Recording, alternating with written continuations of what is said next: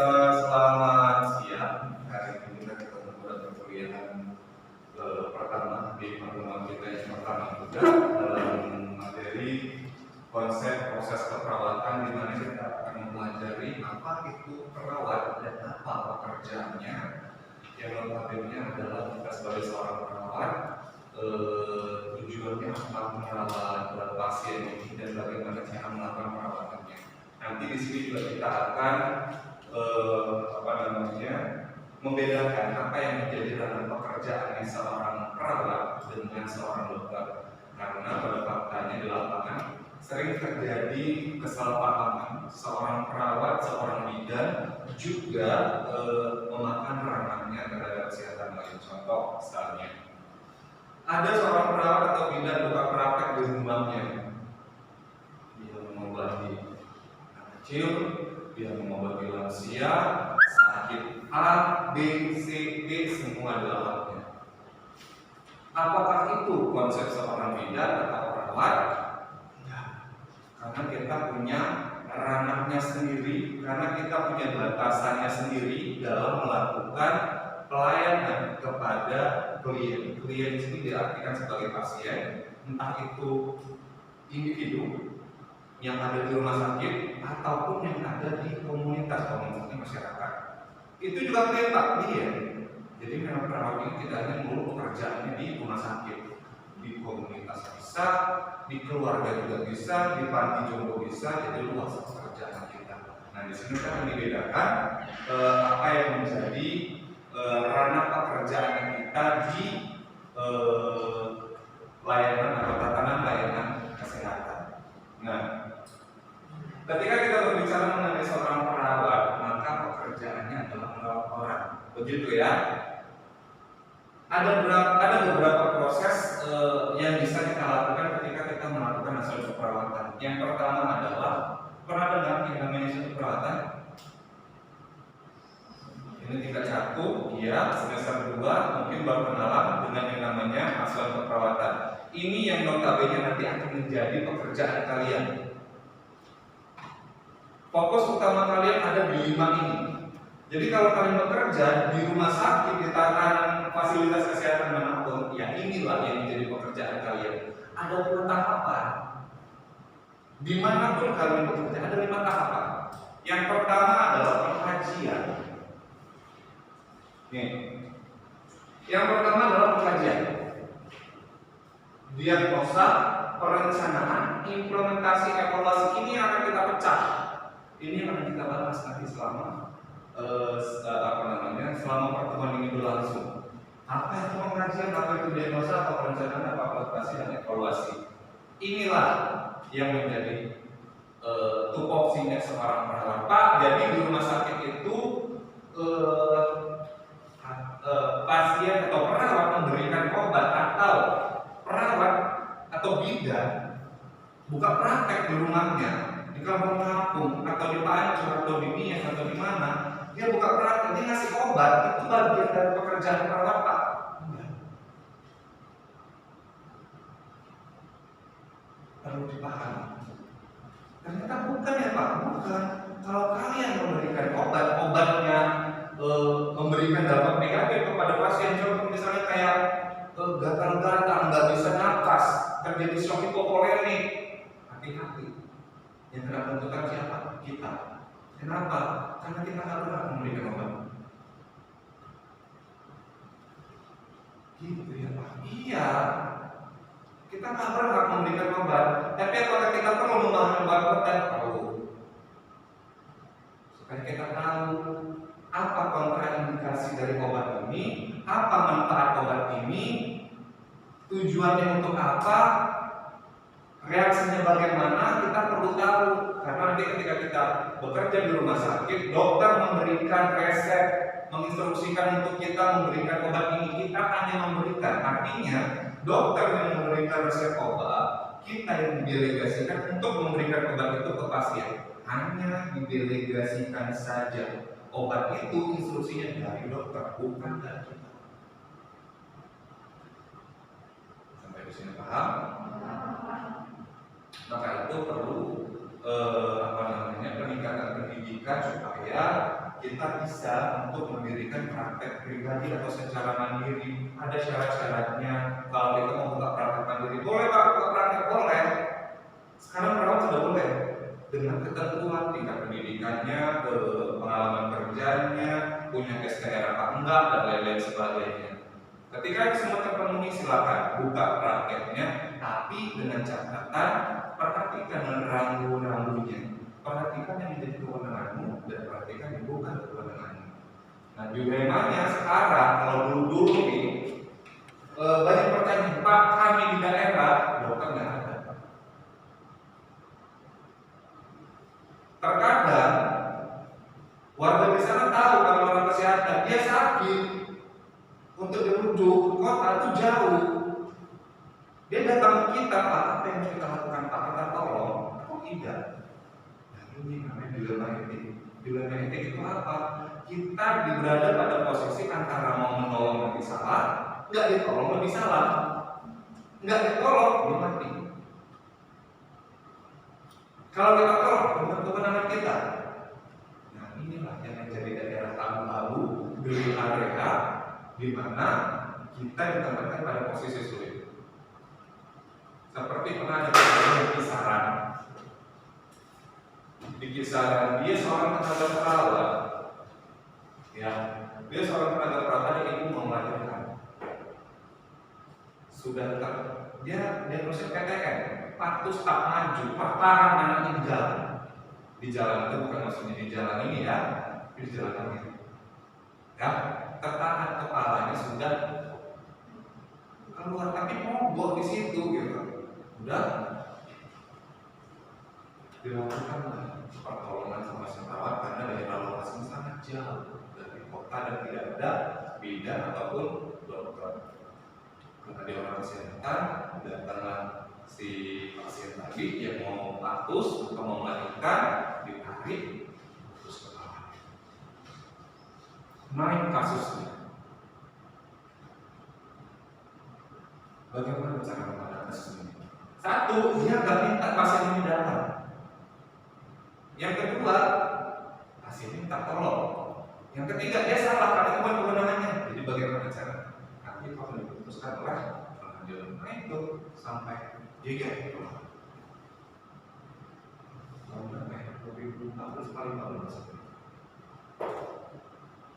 Ya, jadi ketika kalian mau melakukan praktek, kalau bidan-bidan dulu, bidan-bidan tua senior, saya pengen orang bidan.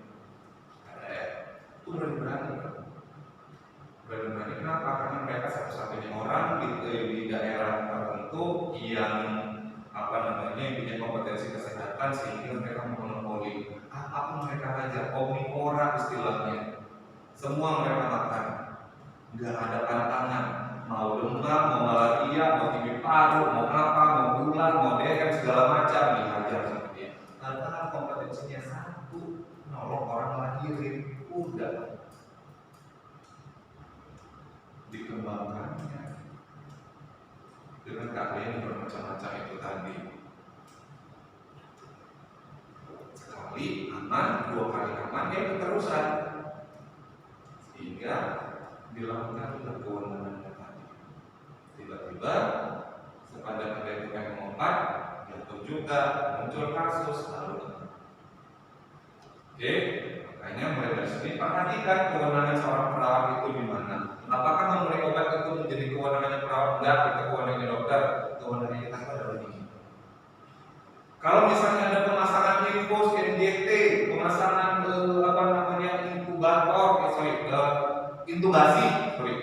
intubasi pada pasien, kemudian ada pemasangan tindakan invasif lainnya. Apakah itu tindakan perawatan? Iya, itu tindakan perawatan skill keperawatan dasar yang harus dimiliki oleh setiap perawat kalau dia mau bertugas. Tapi dengan catatan harus ada kerjasama dengan lintas profesi lainnya. Contohnya siapa? Dokter.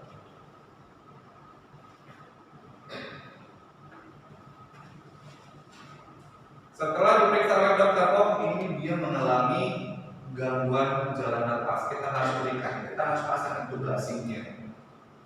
Dokter memberikan instruksi kalau dia punya keterampilan cukup memasang itu silahkan dicoba, silakan dipasang.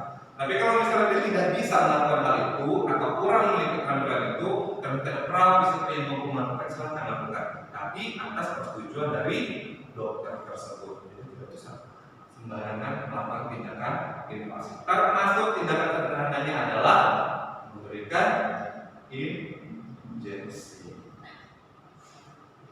Segala sesuatu yang sifatnya pemberian tindakan invasif memasukkan zat asing ke dalam tubuh itu harus atas tindakan komorbid dengan profesi lain. Ya, seorang pasien datang dengan keluhan mual muntah, obat standar yang kita tahu lah, bisa kasih ranitidin, bisa kasih domperidon, atau bisa kasih ondansetron dan lain sebagainya, begitu ya.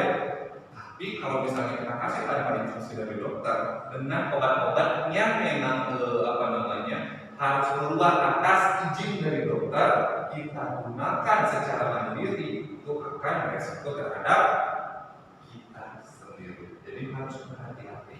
Segala tindakan invasif harus atas kolaborasi dengan tenaga kesehatan. Begitu juga contohnya tidak hanya dengan dokter. Kalau kita mau mendapatkan atau mengatasi masalah tentang gangguan nutrisi misalnya, gangguan nutrisi itu adalah diagnosa. Jadi diagnosa ini yang punya bukan hanya dokter ya Pak, bukan. Kita juga punya diagnosa.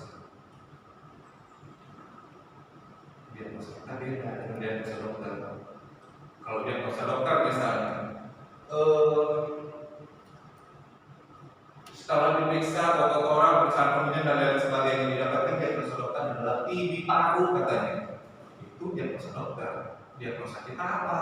Diagnosa kita setelah kita periksa dan sebagainya, kita dapatkan diagnosa gangguan jaringan nafas akibat dari penumpukan kutu di jalan nafas. Itu diagnosa dokter. Beda? Beda. Kenapa? Karena diagnosa kita tegak atas dari respon yang diberikan oleh pasien. Kata sekali lagi, perlu diingat, ini kalian saya ingat sampai seumur hidup teman-teman jadi kawan. Dan apa yang menjadi sasaran kita ketika kita menegakkan diagnosa seorang pasien? Yang kita jadikan dasar adalah respon pasien. Aduh, suster, sakit sekali ini jahitan saya bekas operasi kemarin. Apa diagnosanya? Itu diagnosanya. Dari mana kita tahu nih? Respon dia bilang nyeri nih gitu. Aduh, kepala saya sakit. Akibat dari operasi kraniotomi kemarin masih terasa sakitnya katanya. Itu respon yang dia rasakan, itu adalah respon yang dia tunjukkan secara verbal ataupun non verbal. Sudah saya jelaskan lagi ya, apa itu verbal dan non verbal ya. Apapun yang dia tunjukkan secara verbal dan non verbal itu yang menjadi sasaran kita. Aduh sakit, nyeri, itu verbal. Dan kalau dia bilang kita datangi dia nggak bilang, tapi dia menereknya gitu mukanya gitu, kayak pernah merasa sakit. Itu juga respon non verbal. Itu makanan kita sebenarnya. Bagaimana cara kita menanganinya? Apakah dengan kompres hangat, apakah dengan perubahan posisi, atau dengan distraksi dan lain sebagainya?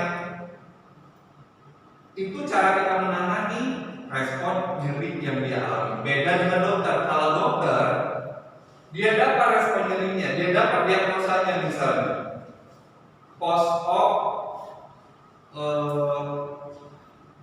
kraniotomi misalnya. Ada respon nyeri, iya. Yang dia kasih apa? Bukan kompres, bukan apa seperti tindakan yang kita lakukan, tapi dia akan kasih obat analgetik anti nyeri. Itu yang dia lakukan. Beda kan? Dari penegakan diagnosanya beda, dari pilihan intervensinya beda. Intervensi itu apa maksudnya? Rencana tindakan yang akan dilakukan untuk mengatasi masalah yang dialami.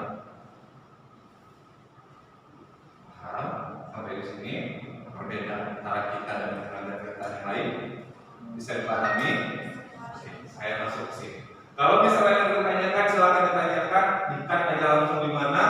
Kita diskusikan bersama-sama.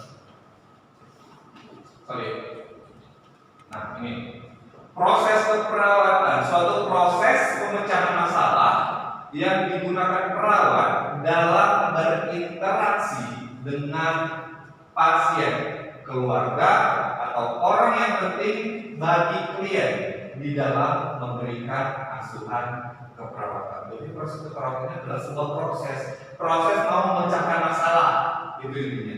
Bagaimana cara memecahkan masalahnya? Dengan 5 tahap tadi, mulai dari pengkajian,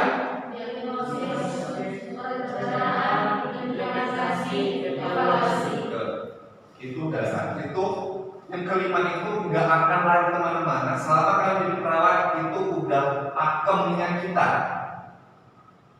Baru didengar atau sudah dengar? Sudah kan? Oke. Kemudian pendekatan keperawatan profesional yang dilakukan untuk mengidentifikasi, mendiagnosis dan mengatasi respon manusia terhadap kesehatan dan penyakit. Jadi dengan 5 proses ini, 5 tahapan ini, kita dipaksa untuk mencari tahu dulu, mengidentifikasi dulu apa yang dia rasakan, apa masalah yang ada di diri. Itu di tahap pengkajian. Nanti di pengkajian kita disuruh untuk mengumpulkan data, kita disuruh untuk mengidentifikasi datang si Ria Damayani, dia datang berobat ke rumah sakit. Saya sebagai perawat saya datang, saya akan melakukan kajian pertama kali, mulai dari kepala sampai ujung, mulai dari psikososialnya sampai ke mental dan lain-lain sebagainya. Saya kaji semua. Orang pengkajiannya ada. Jadi kita tidak baca, kita tinggal lihat. Kita tanya kalau misalnya dia sadar, kalau misalnya dia tidak sadar, kita minta keterangan dari keluarga.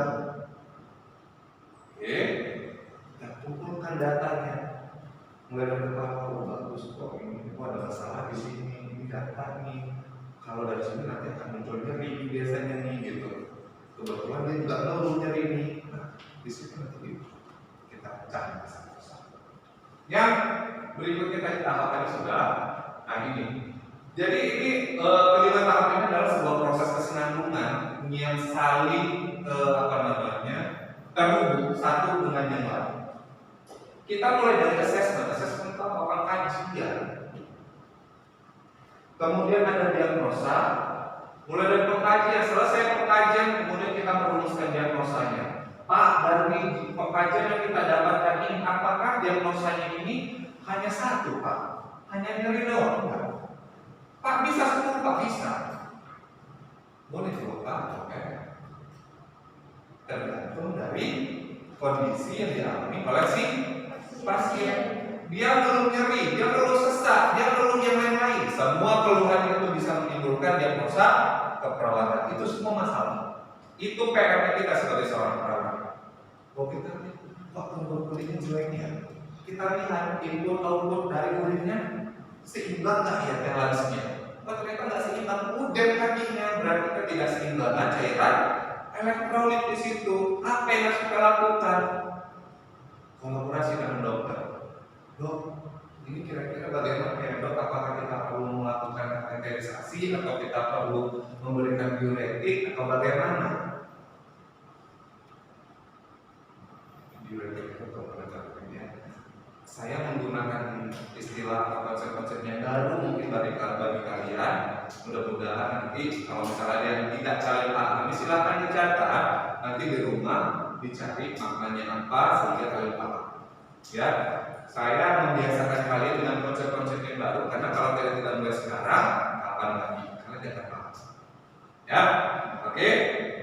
Saya lanjut.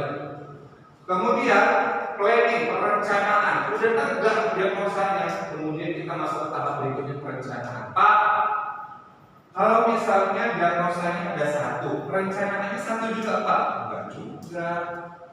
Kalau bisa kita mau buat perencanaan ada 3 atau 5, silakan, tidak ada masalah. Kalau misalnya dengan 1 tapi teratasi masalahnya, silakan juga, tidak ada masalah.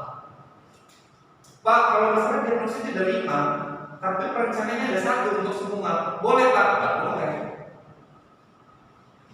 Karena masing-masing diagnosa dia punya intervensinya masing-masing. Nggak mungkin kita mau mengatasi masalah sesak, masalah pernapasan, tapi kita gunakan intervensi untuk menangani nyeri. Nggak nyambung jalan ceritanya. Oke, berikut. Setelah kita tentukan perencanaannya apa saja, kemudian kita lakukan implementasi. Kita laksanakan perencanaan yang sudah kita susun. Nah, kita laksanakan setiap hari sampai dia sembuh atau sampai masalahnya berkurang. Kalau dia mengalami nyeri, nyerinya turun. Kalau dia mengalami sesak, dia nggak sesak lagi. Kalau elektrolitnya tidak seimbang, sudah seimbang. Kalau itu sudah baik-baik semua, artinya apa yang kita laksanakan, kita evaluasi masalah teratasi. Itu ada di evaluasi. Pak, evaluasinya itu di akhir nggak ya Pak? Di kapan dilakukan Pak? Apakah pada saat dia mau pulang atau setiap hari Pak? Jawabannya adalah setiap hari. Misalnya dalam 5 diagnosa ini 5 masalah yang mau kita selesaikan. Masing-masing punya intervensinya sendiri-sendiri, ya. Kemudian kita laksanakan terus setiap hari. Kalau ada 5 diagnosa ini kita ajar selama 1 harian. Nah, setelah kita implementasikan, maka kita evaluasi. Diagnosa ini tadi sudah saya laksanakan jam 9. Berkurang nggak ya nyerinya? Saya cek kembali. Sorenya saya cek kembali. Oh, setelah saya lakukan intervensi tadi pengenaan nyerinya ternyata skala nyerinya berkurang. Tapi di jam 9 skala nyerinya itu 10. Di jam 5 sore skala nyerinya turun. Jadi 8 mungkin atau 7. Artinya apa?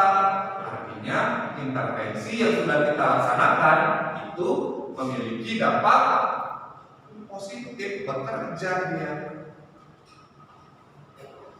Inilah sistematis cara kita bekerja. Oke. Secara spesifik, proses ini merupakan pendekatan sistematis, baru saya bilang, dan komprehensif yang digunakan oleh perawat untuk yang pertama mengumpulkan data. Itu ada di tahap pengkajian. Yang kedua, memeriksa dan menganalisa data secara seksama. Ini kegiatannya ada setelah kita melakukan pengkajian sebelum diagnosa. Jadi data di pengkajian sudah terkumpul, maka data ini tadi kita lakukan analisis. Kita cek satu-satu. Oh, data ini banyak sekali karena format pengkajian ini belum berubah. Ya, kita akan punya banyak sekali data. Dari data ini kita analisis. Oh, ternyata data ini di awal bilang keluhannya nyeri. Kita lihat di sini. Pada saat dihitung skala nyerinya sekian. Oh, cocok, data ini nyambung. Artinya apa? Kegiatan menganalisis ini adalah menyatukan data yang sama, seragam, yang matching. Nah, sehingga data inilah nanti yang menjadi dasar kita menegakkan diagnosa. Jangan menegakkan diagnosa tapi datanya nggak ada. Inilah yang menjadi siluman tiba-tiba muncul di hasil perawatan kita. Nggak ada datanya, nggak ada masalah tapi muncul. Ini dari mana? Itu yang saya temukan di mahasiswa. Ada diagnosa ini, tapi saya nggak lihat di pengkajian ini. Dari mana dia datang? Coba jelaskan sama saya. A, E, O, H, E, O. Karena apa? Basicnya nggak kuat. Oke, berikut mengidentifikasi respon klien terhadap suatu masalah kesehatan. Mendesain hasil yang diharapkan dengan menentukan output, tujuan atau luaran yang ingin kita dapatkan. Ini setelah ada di diagnosa. Setelah kita menentukan diagnosa, maka kita menentukan luarannya apa, tujuannya apa. Tujuannya apa? Tujuannya adalah tergantung diagnosanya. Kalau misalnya diagnosa ini didapatkan gangguan jalan nafas, maka tujuannya adalah jalan nafas menjadi efektif atau bersih dari sekutu. Kriteria hasilnya apa? Pasien bisa bernapas dengan baik, pernapasan frekuensinya sekian, sekutu tidak ada. Itu kriteria hasilnya. Sudah pernah lihat matriks asuhan keperawatan? Tabelnya maksud saya. Yang dimintakan spidol sama guru. Sudah pernah lihat tabel asuhan keperawatan? Belum. Nanti akan saya gambarkan tabel asuhan keperawatan di mana nanti kita sudah secara persis kamu. Kita udah punya tabel sendiri dalam melakukan pengkajian nanti formatnya apa, ketika mau menganalisis nanti di mana letak pengkajian, di mana letak analisa data, di mana letak diagnosa, intervensi, implementasi dan evaluasi. Itu nanti semuanya ada. Kemudian melakukan tindakan yang diperlukan ini setelah perencanaan. Kemudian mengevaluasi apakah tindakan yang dilakukan efektif mengatasi masalah dan memperoleh hasil sesuai dengan harapan. Nah, di tahap evaluasi ini kita bisa tahu apa yang kita kerjakan ini berhasil atau tidak. Itu pentingnya evaluasi setiap harinya. Tidak di ujung ketika dia mau pulang baru kita evaluasi. Setiap hari harus kita evaluasi supaya kita tahu perkembangan dari apa yang sudah kita lakukan itu bagaimana. Dan proses keperawatan membentuk kerangka kerja yang menopang praktek keperawatan dan dokumentasi praktek tersebut. Proses keperawatan menggambarkan aplikasi dari metode pemecahan masalah ilmiah dalam praktek keperawatan, dan untuk itu membutuhkan kemampuan berpikir kritis dari perawat. Berpikir kritis. Kalian sudah dapat materi berpikir kritis kan? Nah, ketika kalian mau menjalankan asuhan keperawatan ini, ketika mau mengumpulkan data di pengkajian dan menganalisis data itu, diperlukan gaya critical thinking kalian. Diperlukan bagaimana cara kalian berpikir kritis. Tadi data ini ada di situ. Ini menunjang dengan data di belakang. Tadi datanya mengatakan seperti ini, tapi kok penampasannya baik-baik aja ya. Itu maksud analisis. Jadi kadang ada beberapa data ini yang saling bertabrakan. Kok bisa gini ya? Itu maksudnya. Jadi, ya. Saya coba gambarkan asuhan keperawatan, tabel asuhan keperawatan. Kalau kita ada di pekerja di rumah sakit biasanya, mereka sudah punya form sendiri untuk asuhan keperawatan itu. Isinya seperti apa? Secara umum akan ada kolom yang namanya nomor. Yang kedua akan ada yang namanya pengkajian atau data. Data akan dibagi lagi nanti menjadi data objektif dan data subjektif. Sudah pernah dibahas? Sudah pernah dapat mata kuliahnya data objektif subjektif? Belum?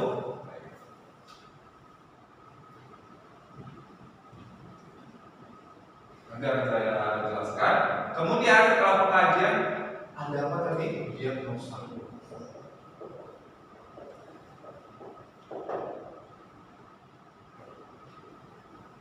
Nah, kemudian di kolom berikutnya ada yang namanya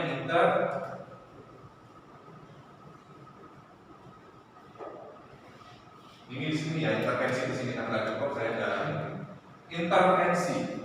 Sudah? Apa tadi intervensi? Saya belum keluar dari sini loh.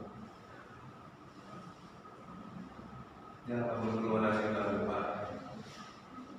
Kalau sudah keluar dari sini Pak Hari udah nggak ada, maka apa yang dibilang Pak Hari bilang ya udah biarkan bilang sama Pak Hari, ya. Kemudian setelah intervensi tadi apa? Implementasi. Ada implementasi. Apa yang implementasi? Pelaksanaan. Action. Kita melaksanakan apa yang sudah kita rencanakan. Kalau rencananya ada 5, maka implementasinya pun ada 5. Harus sesuai. Oke. Kemudian di kolom yang terakhir ada namanya evaluasi.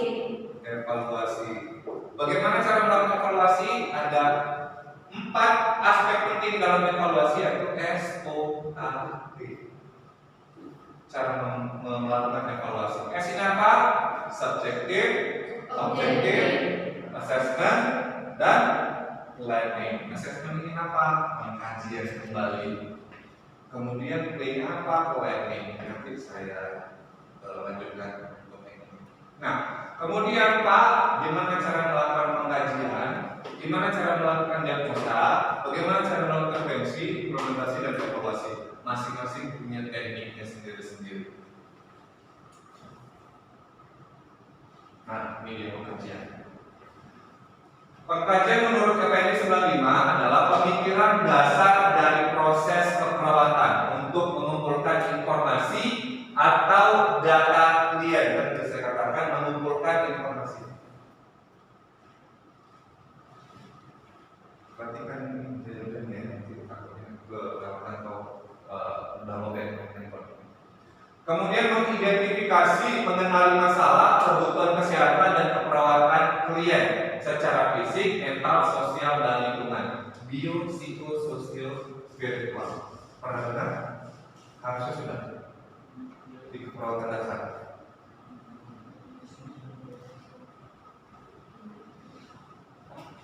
Belum ada. Manusia makhluk yang unik,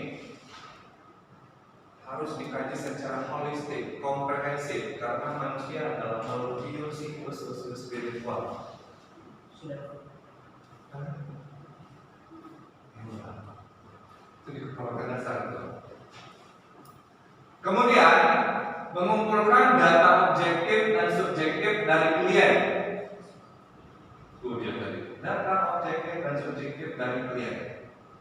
Mencakup klien, keluarga, masyarakat, lingkungan atau kebudayaan. Data ini bisa diambil dari klien atau pasien, bisa dari keluarga, bisa dari lingkungan, bisa dari masyarakat, dan sebagainya. Oke. Nah, rumus-rumus ini kitabnya kita dulu sebagai seorang perawat di tahun 2000. Di tahun saya, enggak, iya, di tahun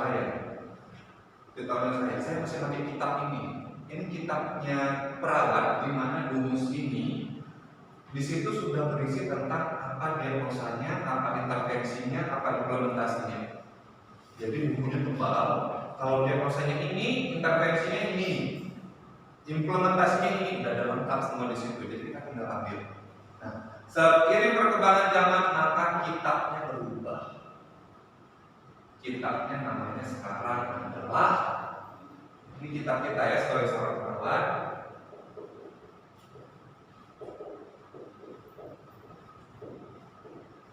Pernah dengar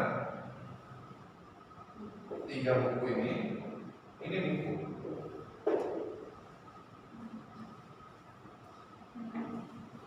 Ini buku yang dikeluarkan oleh Persatuan Perawat Internasional (AANA), American Nursing Association, standar internasional kalau mau melakukan asuhan keperawatan. Nanda, ini buku isinya bagaimana caranya menegakkan diagnosa. Itu Nanda. Hanya khusus untuk menegakkan diagnosa saja, satu buku. Ya.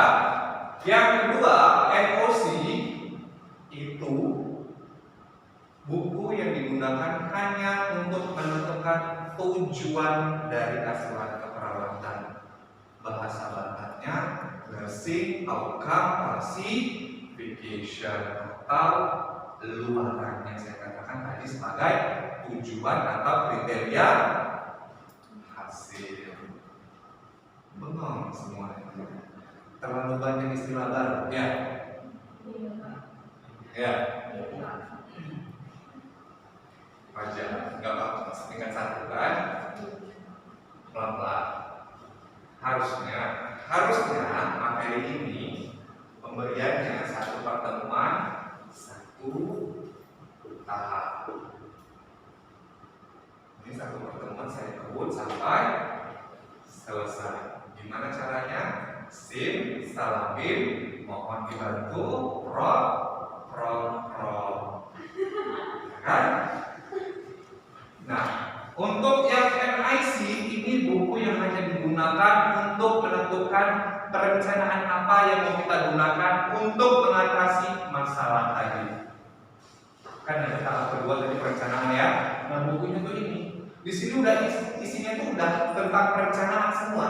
Apa yang bisa kita lakukan untuk mengatasi masalah-masalah keperawatan yang muncul. Silakan kalau mau diakses buku ini. E-booknya ada, fisiknya ada, di perpus kalau nggak salah ada. Silakan di apa tuh diakses aja. Ada kok. Dibuka-buka dan pelajari. Ini kita sebagai seorang perawat. Nah, ini versi internasionalnya anak. Kalau versi lokalnya ada enggak? Ada. BPNI punya produknya. BPNI ini adalah organisasinya kita, perawat di Indonesia. Mereka mengeluarkan buku yang namanya 3S.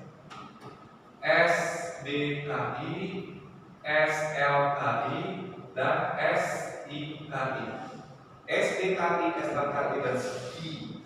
SDKI untuk diagnosa sama dengan nada. SLKI luaran sama dengan endosi. SIKI intervensi sama dengan NIC, Nursing Intervention Classification. Jadi internasional punya kita serah. Kalau di sini sih kemarin untuk menegakkan asas keperawatan menyusun laporan kasus oleh mahasiswa, kami sudah mulai mengadaptasi punya BPNI. Dulu kami menggunakan ini. Pelan-pelan kami mau bergeser kemari karena kita punya produk sendiri kok, ngapain harus pakai produk ulang. Ya, jangan-jangan nanti kita lebih kuasai ini, tapi ternyata yang lokal ini kita nggak kuasai. Apa ini ceritanya? Kan? Kemudian, wah ini nanti yang tadi saya bilang ini ada kursus untuk anak. Saya coba data ini kita bahas ini. Pengkajian yang sistematis mulai dari pengumpulan data, analisa data, dan prioritas masalah. Nah, ini tadi. Pengumpulan data ini dari pengkajian, analisa data, tabel beda lagi. Tabelnya itu nanti setelah ada pengkajian sebelum diagnosa. Cuman dan kita letakkan menyatu dengan tabel ini, tabel tersendiri, tabel analisa data itu seperti ini. Ada di nomor, kemudian data, kemudian etiologi, kemudian ada masalah. Ini tabel analisa data. Itu tabel analisa data. Jadi tabel analisa data ini kita buat setelah kita selesai melakukan pengkajian, setelah kita mengumpulkan data pada pengkajian. Nah, dia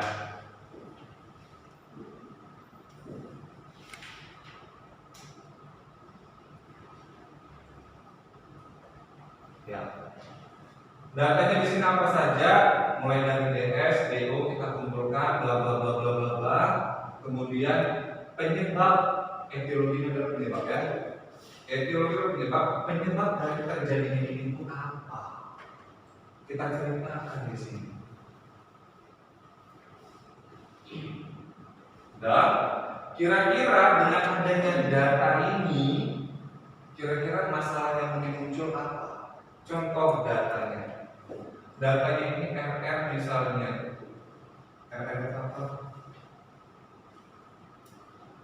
Belum terpapar dengan RR.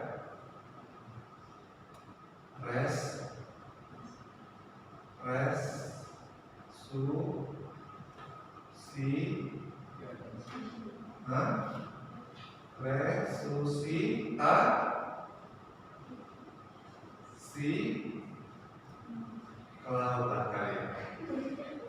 Respiratory rate dalam bahasa karunya pernapasan. Tanya sama dia. Bahasa karunya pernapasan kan? Benar kan? Iya. Respiratory rate pernapasan kita dapatkan data. Misalnya 35 kali per menit. Berapa normal pernapasan?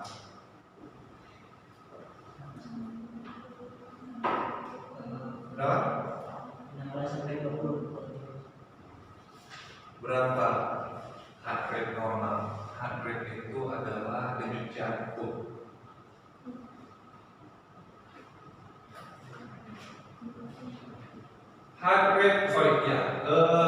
Respiratory normal adalah 16 sampai 20. Ini dikatakan 35. Apa potensi masalahnya? Terdapat sputum pada jalan nafas. Maka masalahnya adalah gangguan jalan nafas. Dapat masalahnya. Etiologinya apa? Kalian kalau mau menemukan etiologi harus paham dulu yang namanya anatomi. Udah masuk kan? Ini kan kalau masalah anatomi tubuh.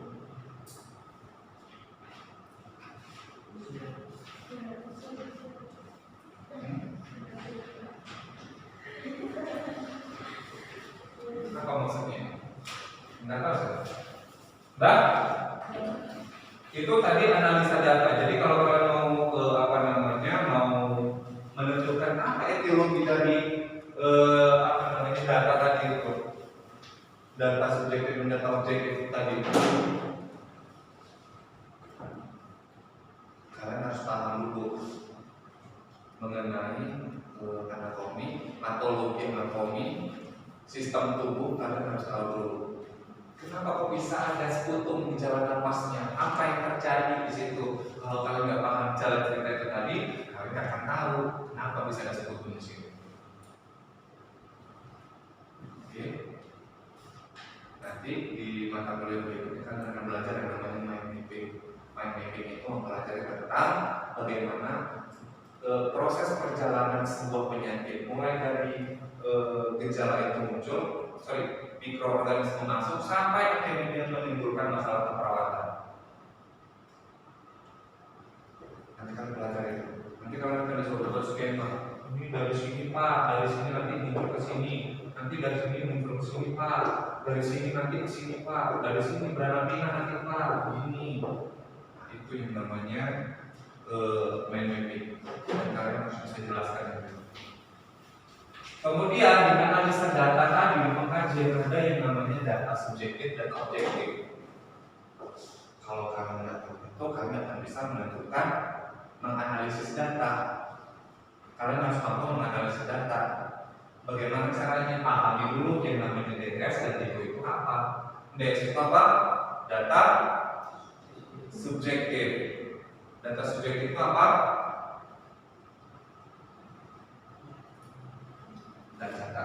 Data subjektif adalah data yang kita dapatkan dari keluhan yang diutarakan oleh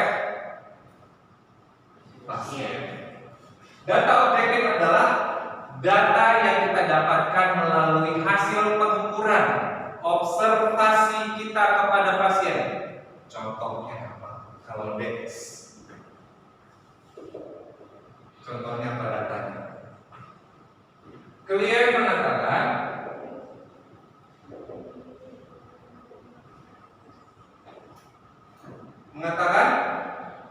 nyeri pada daerah perut misalnya.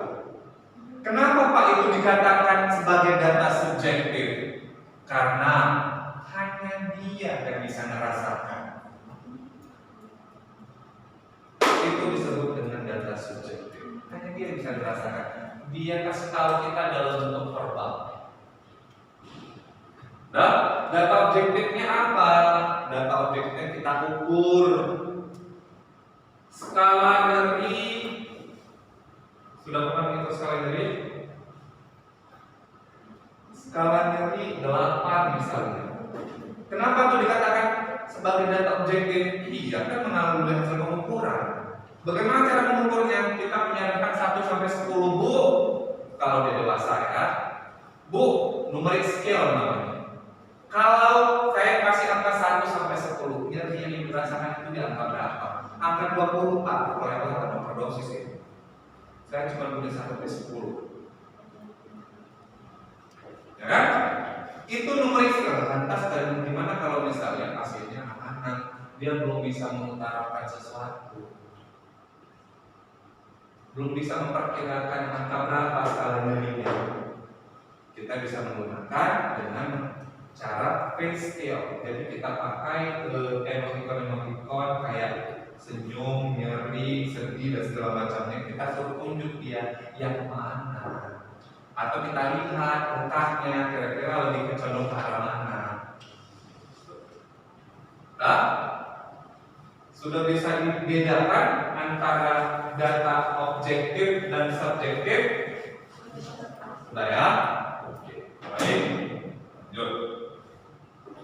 Kemudian setelah kita analisis datanya, kita prioritaskan masalah. Prioritaskan masalah itu maksudnya apa? Tadi setelah kita analisa data, kan ada tiga kolom tadi ya. Di sini masalah kan? Ya kan? Setelah kita analisa datanya, ada 1, 2, 3 masalahnya. Nah, 3 masalah ini masih random. Maksudnya prioritas masalah adalah kita mau memprioritaskan mana dulu dari 3 masalah ini yang mau kita laksanakan pertama kali. Bagaimana caranya Pak? Kita lihat dari ketiga masalah ini, kita nilai satu persatu. Dari masalah pertama misalnya, tingkat urgennya bagaimana? Ini nilainya berapa? Kepentingannya, kemudahannya untuk dilaksanakan. Ini nanti nilainya berapa, kemudian kita jumlahkan. Sudah, kemudian juga untuk masalah yang kedua dengan penilaian yang sama, nilainya nanti berapa, dan begitu juga untuk ketiga. Mana nilainya yang paling besar didapatkan, itulah yang paling pertama mendapatkan prioritas untuk dilakukan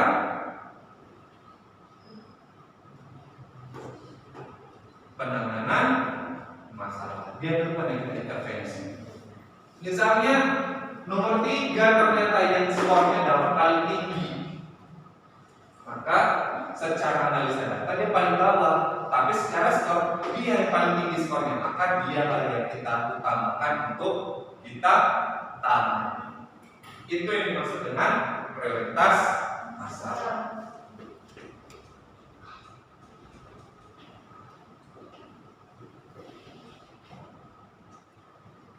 Ya, pengumpulan data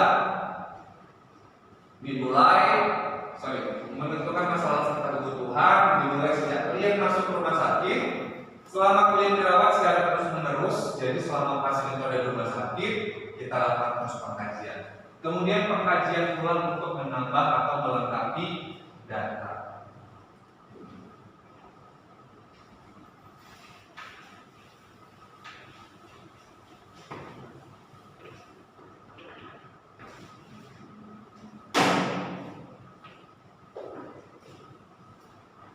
Tujuan pengumpulan data memperoleh informasi tentang keadaan kesehatan, menentukan masalah perawatan kesehatan klien, menilai keadaan kesehatan klien, membuat keputusan tepat dalam menentukan langkah-langkah berikutnya. Jadi ini poin-poin penting. Kenapa kita perlu melakukan pengkajian? Nah, sumber data objektif, data subjektif, dari mana aja? Bisa dari klien, bisa dari orang terdekat, dari catatan rekam medik, dari riwayat penyakit, dari konsultasi, dari pemeriksaan, entah itu ronsen, entah itu periksa darah dan lain sebagainya. Kemudian ada catatan medis, perawatan yang perpustakaan. Jadi ini adalah sumber-sumber data yang bisa kita gunakan untuk mengumpulkan data kesehatan yang ada pada klien. Kemudian ini dia tadi data objektif subjektif yang saya katakan. Kemudian kita bahas lagi ya. Metode pengumpulan data, Pak, bagaimana cara mengumpulkan data? Melalui wawancara, pakai tanya dia. Kemudian pengamatan kita lihat, observasi. Kemudian pemeriksaan fisik, bisa dengan perkusi, bisa dengan auskultasi. Data juga kan? Tahu ya? Anamnesa, inspeksi, perkusi, auskultasi, sudah ya. Anggaplah saudara. Kemudian ada studi dokumentasi. Studi dokumentasi itu bisa kita cek dari status. Status itu maksudnya bukan status WA, bukan status di Storygram atau apa, tapi status catatan rekam medik yang ada di rumah sakit. Kan kalau di rumah sakit itu ada map-map yang mereka gunakan, itu status.